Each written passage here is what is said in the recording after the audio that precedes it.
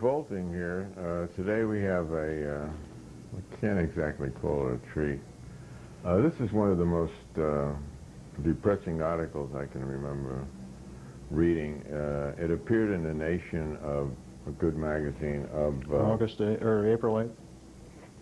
April 8th. We're going to read from the article. Lee, our cameraman, spent some time in India. When was that? 1969. In about 6 months. In northern India. While standing on, were you in Bombay? No, I never went to Bombay. I was just in northern India. While standing on one leg, what were your impressions? Well, I was surprised because I took a train, third class as well as second, first class trains throughout northern India. And traveling, you just go for miles and miles and miles, and there's nobody, or very few people. There's just vast areas of no people, and then you come to the cities. Does the land look fertile? Is it land that isn't? Not in the sort of like really. Plains and sort of dry, dusty day. I wasn't there in the monsoon season. So. I see. But then you get to the cities, and there's like in Delhi, is just completely crowded, so crowded that even the pedicabs, which are bicycle rickshaw type devices, can't get down the street. So you weren't in Calcutta, right? Which is supposed to be the hellhole. No. All right, so this is mostly about Bombay. Well, I'm sure it's all over India. And then there's always a new town.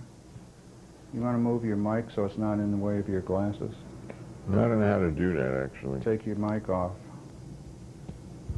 Take your mic off, and then put it down. While I'm chewing gum? Right. And counting at the same time. So here. I'll do it, I'll do it. And then there's the new town, which is like spacious and rich and looks very modern, while the stores are open, and then once the stores close, all the relatives of the store owners sleep on the sidewalk outside, like whole sort of bedrooms crop up. Well, you avoid paying so rent. That you avoid paying for guards. So because you have your whole. You mean there are rich and poor in that country? Yeah, and the poor are smaller, darker, with more birth defects and stuff. And there are like more that, of them. Yep. All right, this is called India's But this is about Shame. just a part of it. Yeah, this is Bombay, India's shame. I'm afraid a lot of it is like this, and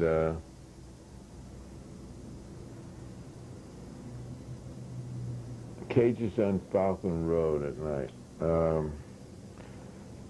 Bombay. This is by Robert I. Friedman. Mira was 13 years old when a small, nervous man from Bombay came to a remote village in Nepal looking for domestic servants. He was offering 600 rupees a month, or $20, a fortune to subsistence farmers scratching out a living in this tiny landlocked Hindu kingdom in the Himalayas. Mira's father wanted his oldest unmarried daughter to go with the man, but Mira countered. "I can do a better job, Papa. Send me." Not only had Mira never gone to school, but she had never ventured beyond her tribal village. She imagined that Bombay would be a magical place filled with Hindu movie stars and gleaming palaces. She knew that if she stayed at home, she would become a burden to her father, who couldn't afford to pay a dowry to a prospective bridegroom's family. It is still common for Hindu brides who renege on their dowries to be drenched in kerosene and ritually burned to death. I think there are literally hundreds of cases like that a year. I've read that in other places. Sounds like a great place.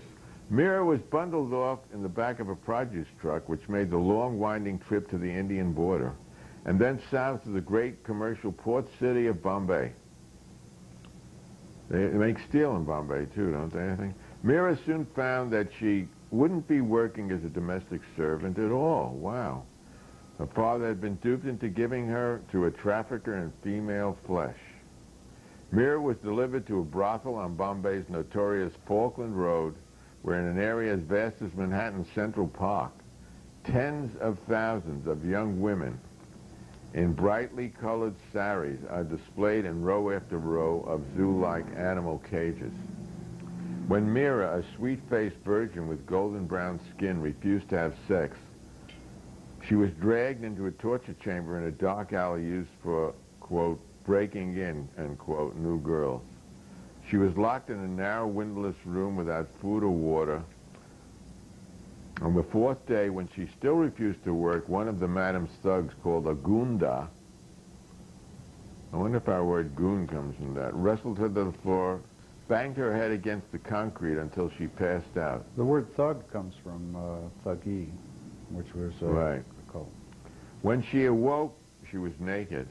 A rattan cane smeared with pureed red chili peppers had been shoved up her vagina.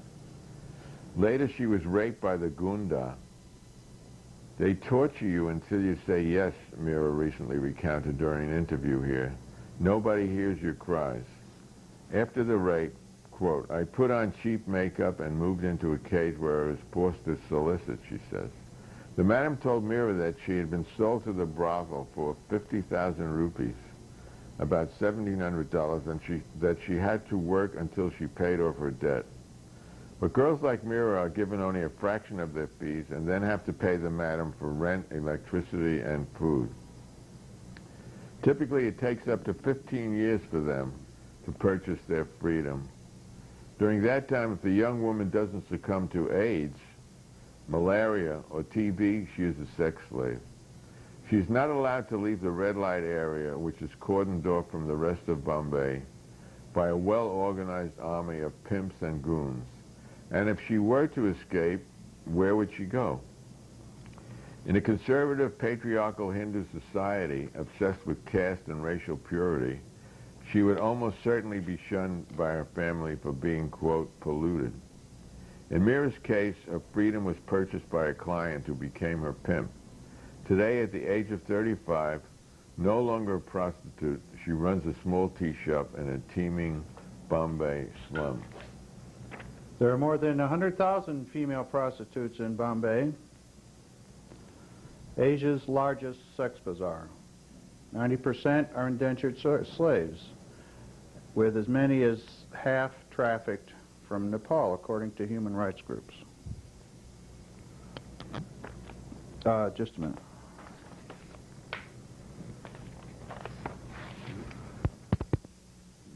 Checking out our wonderful technology here. Want to start? Okay, back again, yeah. Are we there?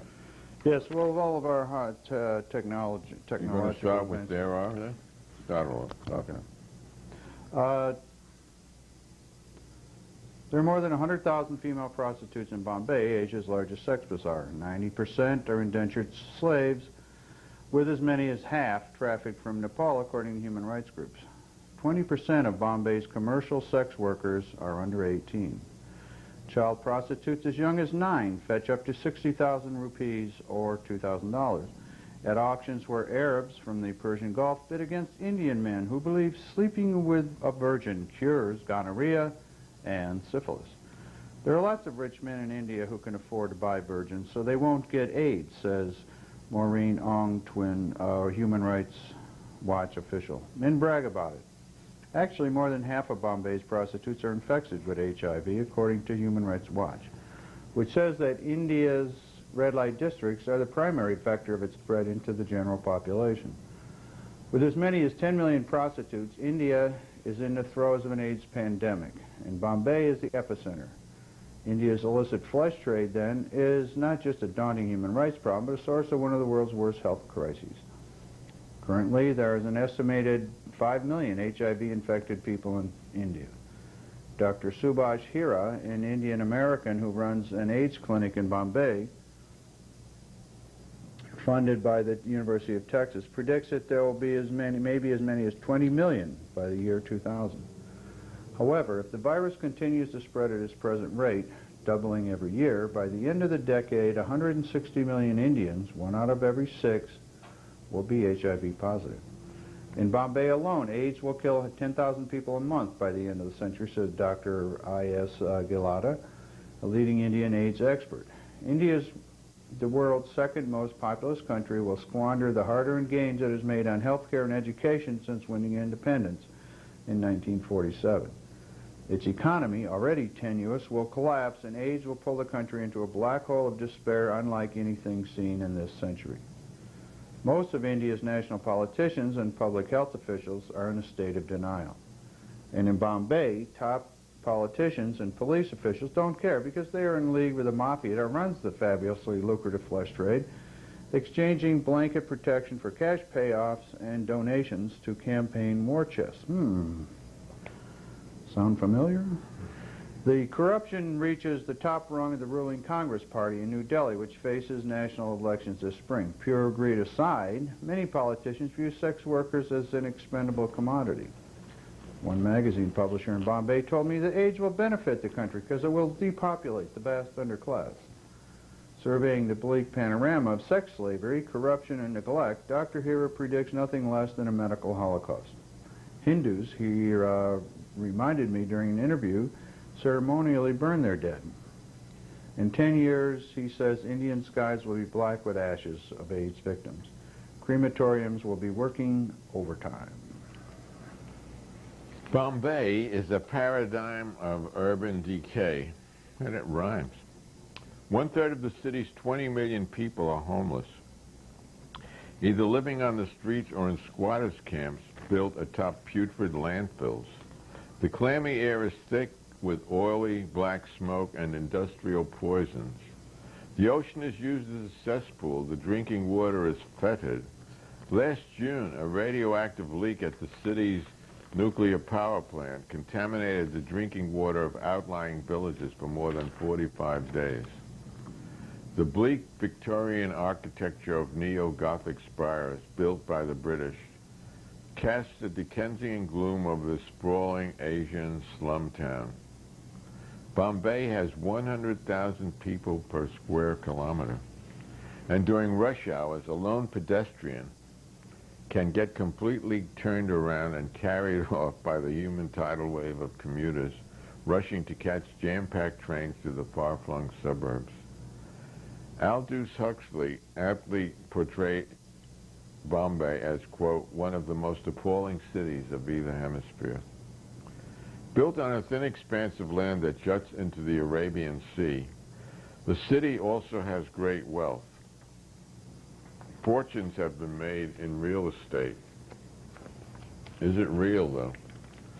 Which is now more expensive per square foot than in New York, Tokyo, or Hong Kong. Bombay is India's commercial center, generating 35% of the nation's revenue.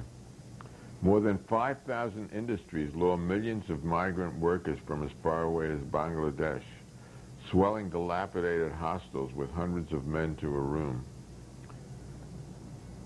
The city is also the center of India's powerful and pervasive mafia, which finances everything from political parties to Bollywood, Bombay's flourishing film industry. Added to the mix is the most combustible communal politics on the subcontinent.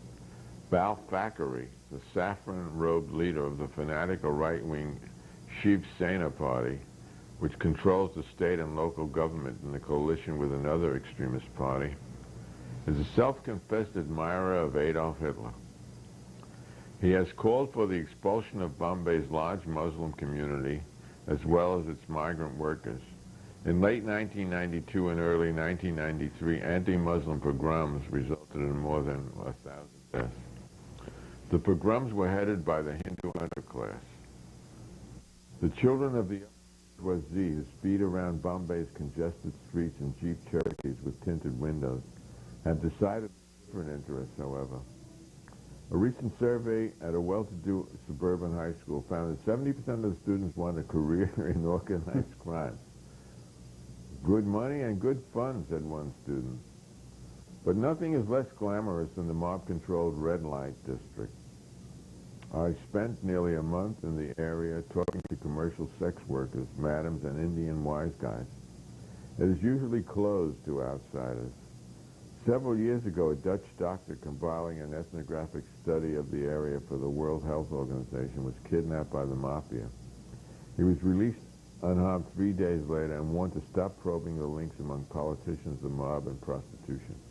The doctor fled Bombay. As for the Indian press, it is toothless. B.S. Nepal wrote, "Journalism in India has always been considered a gracious form of clerkship. Many journalists are also on the take. The mafia has a lot at stake. Publicity about AIDS has already cut into its profits, and the mob is keen to avoid further scrutiny. Although prostitution is legal in India, brothel keeping, living off the earnings of a prostitute, soliciting or seducing for the purposes of prostitution are all punishable offenses. There are severe penalties for child prostitution as well as the trafficking of women. But as I was to learn, anything can be bought in the Tenderloin district, from black market kidneys and corneas for transplant to newborn babies." It sounds like a living hell, doesn't it? Yep, sure. There are a lot of perversions in India, says Sujata Anandan, chief political correspondent for the Bombay newspaper Indian Express. The city's red light district may be the most perverse 3 square kilometers on Earth. The district is actually 2 interconnected neighborhoods in south central Bombay, sandwiched between immense Muslim and Hindu slums, the largest in Asia. It's just half a kilometer from 2 major railway stations, and 25 city bus routes ply the area. Interspersed among the 24 lanes of brothels are auto garages, small restaurants, 30 liquor stores, 200 bars, and numerous flop houses, as well as 3 police stations with 900 cops, massive tenements, and a municipal school where the dropout rate is 95%. There was little to prepare me for my first visit. Narrow lanes lined with wooden frame brothels and gilded balconies were clogged with taxis vying for the right-of-way with slow-moving ox carts. Sewers ran into the lanes, creating gooey ponds. Mounds of garbage attracted foraging goats and armies of rats. Children in rags played amid the squalor. Even in lanes where sewage was ankle-deep, squatters were bivouacked in lean-tos covered in black plastic. People relieved themselves against buildings or in rodent-infested alleys. The stinging scent of urine trapped in the sticky tropical heat. The car fumes and the moldering garbage induced olfactory flashbacks hours after I was back in my air-con hotel. It was a Friday afternoon. I was being escorted by Shilpa Patil, a 30-year-old social worker who spent 5 years in the red light district, urging prostitutes to use condoms. Like all NGO workers, non-governmental organizations, Shilpa had to get the mafia's consent to work in the area, promising not to talk to the woman about social issues and to ignore the rampant child prostitution. At first I was scared, Shilpa said, but I got used to it. Women are eager for compassion, and they have a lot of it to give themselves. The only thing that still frightens her are the eunuchs, and as we walked across what's known as Eunuch Lane, where more than 2,000 of them work, she steered me to the middle of the muddy road. They demand things from you, condoms, free medicine, and if you can't provide it, they abuse you. Shilpa said.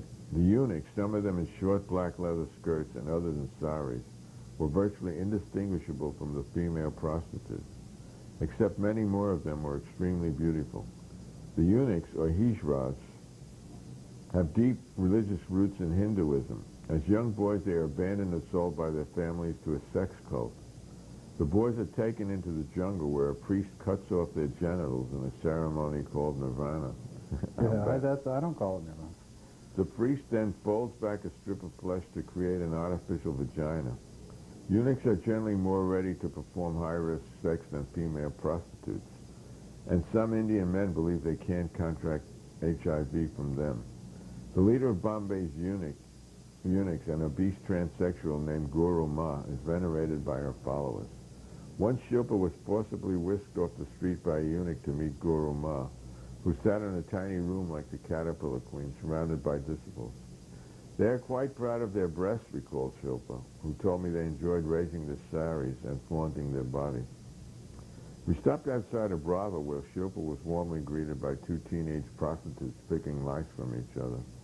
One girl's long black hair was damp and matted. Shilpa explained that her scalp oozed from eczema, and that some Indian men believe that it brings good luck to sleep with the afflicted prostitutes. Infants with the condition are called pus babies, and their parents often sell them to brothels for a premium. Shilpa led me into a dank hallway and up a winding staircase to the second floor where dozens of sari-clad prostitutes sat on wooden benches that overlooked a half-moon-shaped interior courtyard. There were 25 metal cubicles, each with a pallet. The cubicles where the girls performed their tricks and otherwise lived were no more than 3 feet by 6. In one of them, decorated with a montage of Hindu elephant gods and movie stars, how do you like it so far, folks? A prostitute dozed while a toddler scooted across the floor sucking on a used condom. So which one is Sharon Stone going to play? Did she play a prostitute? That's the best line. While a toddler scooted across the floor sucking on a used condom. The baby is HIV positive, Shilpa said. Her mother died of AIDS. The girls are raising her communally. All the girls want babies. It's their only sense of family. Inside a large common room, a handful of young sex workers watched a movie on TV, while several others played cards on the floor. Shilpa told the madam, an older woman with a hard stare, that I was a social worker from America. Shilpa said I never would have been allowed to enter the brothel if they had known I was a reporter. Still, it is taboo for them to complain about their job. If they had, they would have been beaten after I left. But they freely griped about the cops who received weekly brides called haftas from madams to look the other way. Cops often bust the girls anyway and shake them down for more money. Each girl has several cops whom they service for free, hoping they are buying an extra insurance policy, Shilpa said. The girls' sole escape is Hindi movies, mawkish soap operas in which cops and politicians are inevitably shown as shifty villains who get their comeuppance in the final reel. There are 35 cinemas in the area, and the prostitutes go several times a week. The movies cost a few rupees or pennies, but they never seem to have enough for a ticket. So on an average, the girls see 6 customers a day who pay between $1.10 and $2 per sex act.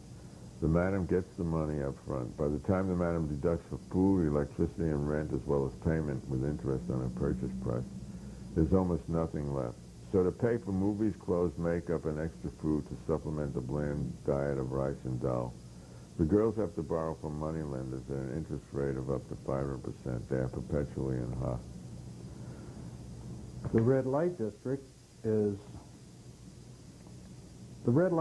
wasn't always a depraved slum. During the British colonial rule, most prostitutes were Eurasian, and the ground floor structures in the Tenderloin weren't cages, but rather well-tended bungalows that catered to European clients. The area began to deteriorate in the 1970s due to the prevalence of the mafia, political corruption, and the easy availability of flesh, said Dr. Jairaj Tanakar, the head of Bombay's municipal health clinic. It underwent further change in the 1980s when Gulf Arabs started flocking to Bombay. They came for sex, and their taste ran to children. The mafia took the children into the 5-star hotels, said Dr. Tanakar, who wrote a classified report on the nexus between prostitution, the police, and politicians in Bombay for the city government, which promptly shelved it. The mafia said the police and politicians Paid them. Oh, the mafia paid the police and politicians a lot of money to close their eyes. The Tulasa case momentarily put a crimp in child prostitution. In 1982, Tulasa was abducted from a village near Kathmandu in Nepal and sold to a brothel in Bombay. The 13-year-old child was dressed in European-style skirts and blouses and taken to luxury hotels to serve mostly Arab clients until a suspicious hotel manager finally called the police. Hospitalized, Tulasa was found to be suffering from 3 types of venereal disease and tuberculosis. Subsequent revelations about police complicity in child prostitution rocked the political establishment. In 1985, India and Nepal signed a treaty for the rescue and repatriation of Nepalese girls enslaved in India's brothels. Tulasa was sent to a sanitarium in Nepal and has repeatedly tried to commit suicide. Publicity surrounding Tulasa's case only drove child prostitution deeper underground, though evidence of it wasn't hard to find. Shilpa led me past the brothel next door to a municipal school, where the faces of very young children peered listlessly from behind a barred second-story balcony. I was never able to get inside that building, Shilpa says. All the brothels have some child prostitutes. When we enter, they're hidden in attics or behind false walls. We visited another brothel made up entirely of Nepalese sex workers. They earn higher fees from clients who find their golden skin exotic and their personalities more docile than Indians. The madam invited us to sit in a small anteroom. Shilpa said she was 35, but she looked much older. She's HIV infected, Shilpa told me. I asked if she had stopped sleeping with clients or was at least using condoms. Oh, I still see regular customers. They don't like condoms, the madam replied curtly. Then from behind a soiled curtain, Mila appeared with a red rose. She had long black hair, luminescent golden skin, and was wearing an elaborately woven yellow silk sari. She was beautiful, and not yet in puberty. Her eyes were wildly dilated, and she walked toward us like a sailor on a pitching deck. She was obviously drugged. She handed Shilpa the rose and went to a kiosk to fetch orange sodas. When she returned, she sat next to us like a puppy. We suspected she was about to be auctioned, no doubt, for a large sum. Arabs still come and pay a lot of money for sex with children, Dr. Tanakar said after I told him what I'd seen. Bombay is a flesh bargain for them, he added, and we are concerned about child prostitution, but the government is not. How much more time do we have? We got 2.5 minutes. All right. This is from...